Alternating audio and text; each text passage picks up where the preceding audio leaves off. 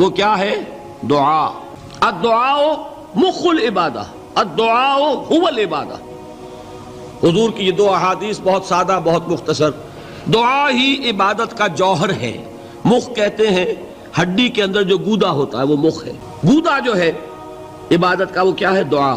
توحید فی الدعا کیا ہے؟ صرف اللہ کو پکارا جائے گا۔ اور شرک فی الدعا، جس کو بھی پکاریں گے آپ مدد کے لیے اس کو آپ نے معبود بنایا ہے۔ کسے باشد، یہ مسئلہ سمجھ لیجئے۔ لا تدعو مع اللہ احدا، اللہ کے ساتھ کسی کو مت پکارو۔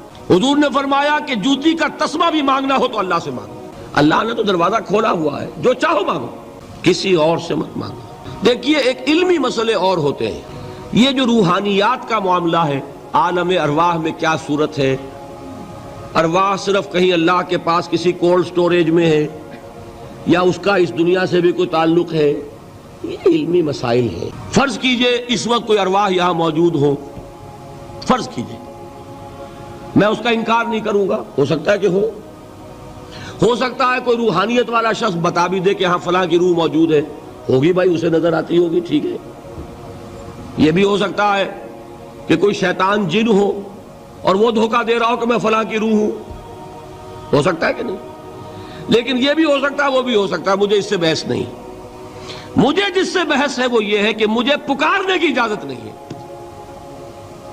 ہوا کرے کسی کی روح موجود ہوا کرے، مجھے میرے رب کی اجازت نہیں ہے کہ میں اسے پکاروں۔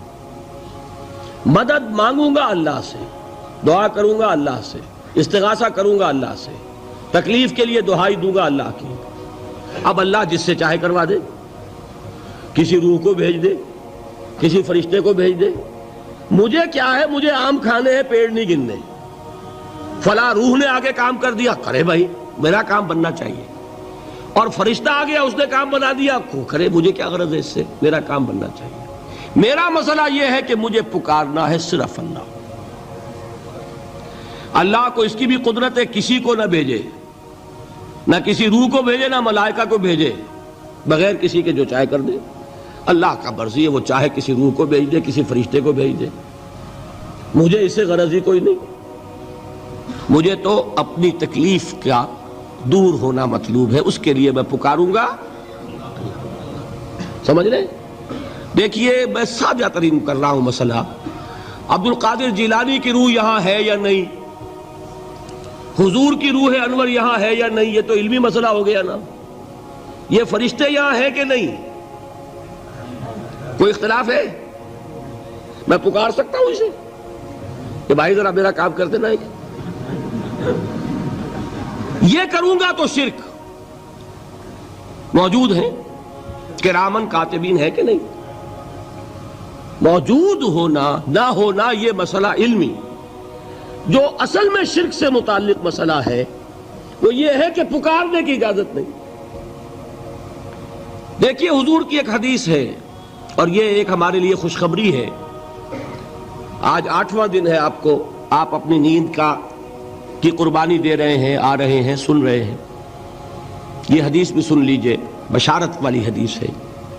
مجتمع قوم فی بیت من بیوت اللہ، نہیں جمع ہوتے کچھ لوگ اللہ کے گھروں میں سے کسی گھر میں۔ اس کا مصداق اول تو مسجد ہوگی، لیکن تقریباً تمام محدثین نے مانا ہے کہ صرف مسجد تک محدود نہیں ہے، سب گھر اللہ کے ہیں۔ یہ جگہ کس کی ہے؟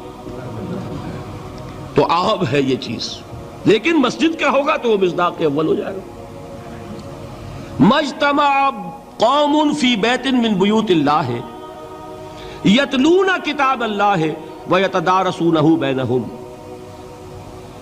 کام کیا کر رہے ہوں کہ اللہ کی کتاب پڑھ رہے ہوں، وہ سمجھ رہے ہوں، سمجھا رہے ہوں، تو کیا ہوتا ہے؟